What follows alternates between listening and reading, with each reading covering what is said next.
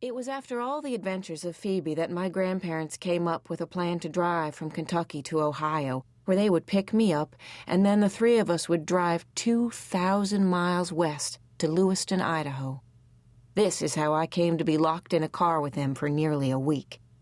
It was not a trip I was eager to take, but it was one I had to take.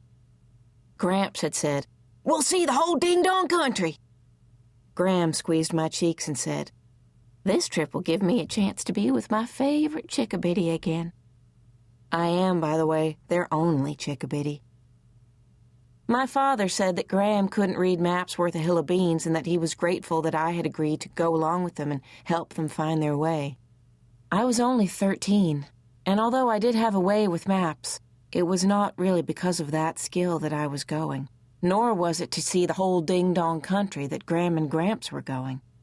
The real reasons were buried beneath piles and piles of unsaid things.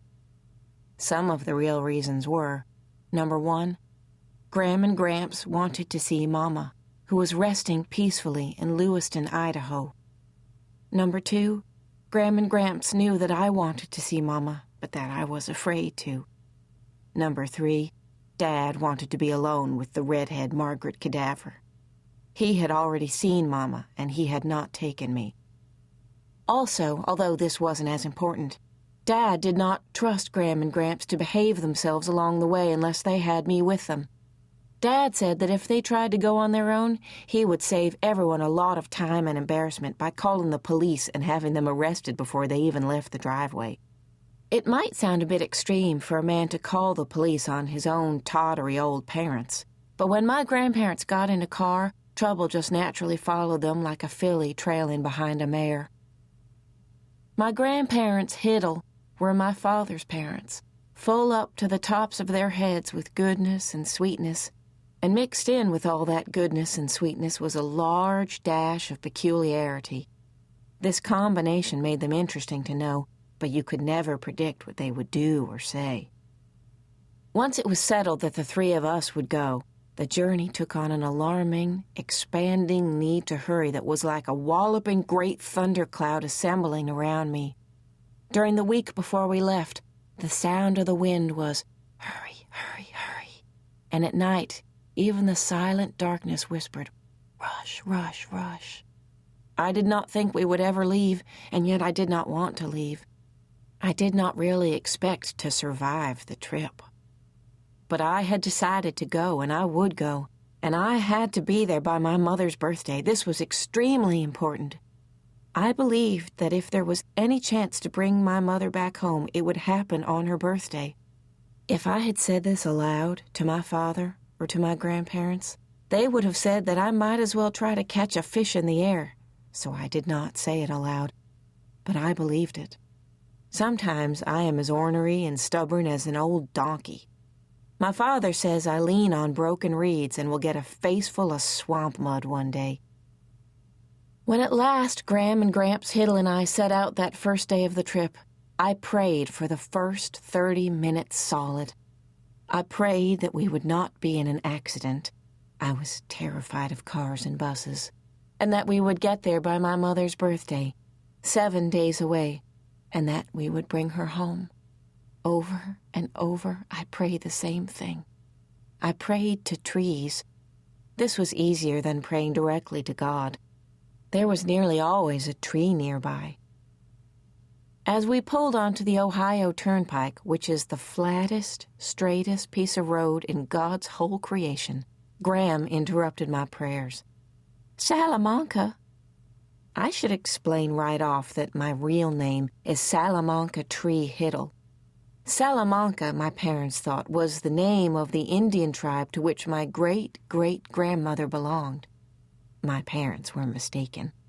The name of the tribe was Seneca, but since my parents did not discover their error until after I was born and they were by then used to my name, it remained Salamanca.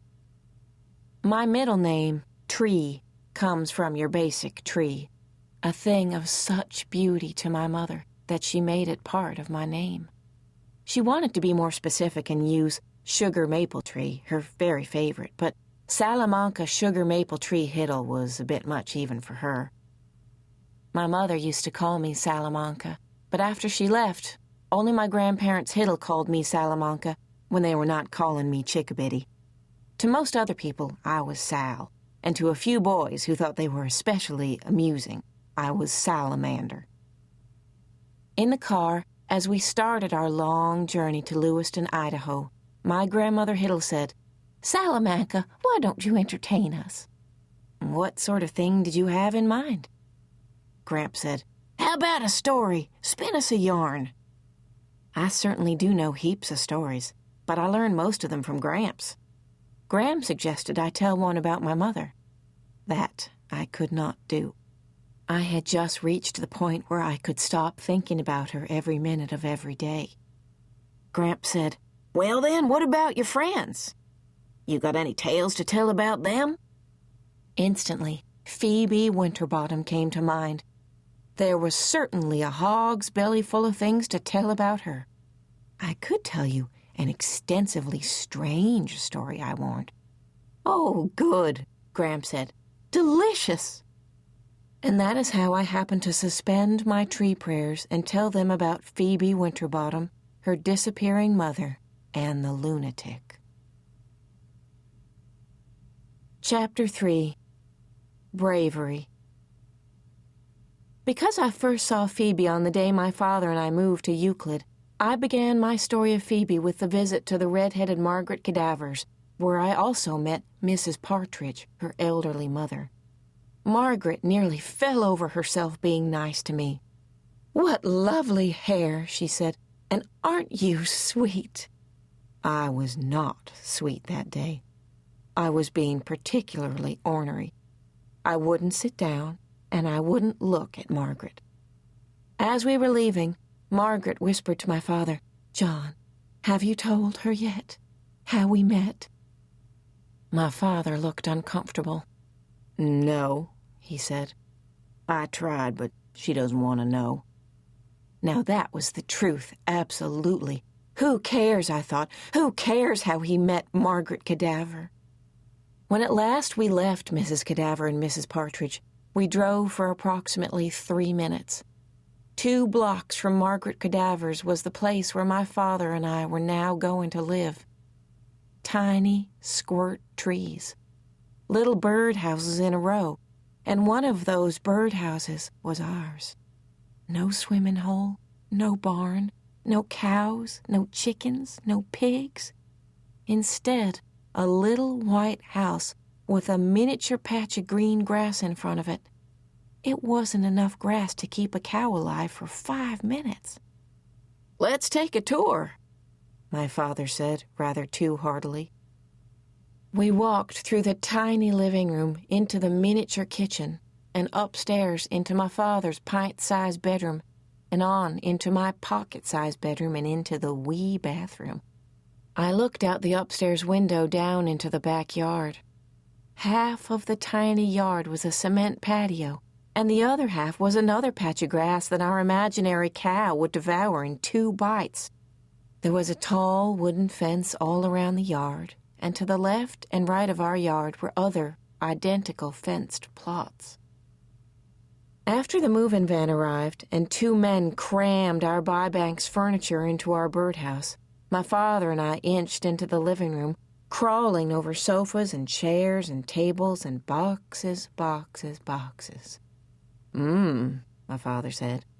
"It looks as if we tried to squeeze all the animals into the chicken coop." 3 days later, I started school and saw Phoebe again.